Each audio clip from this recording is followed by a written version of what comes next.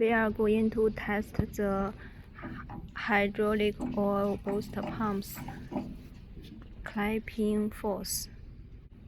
Rotate this red handle to the left level. Open this needle wall. Observe the pressure gauge.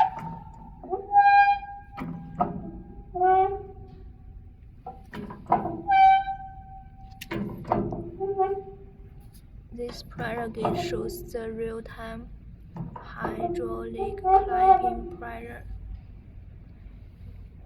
You can calculate the clamping force according to the pressure you need. Rotate this red handle to the middle level, to the left level to relieve the pressure and to lose the jaw.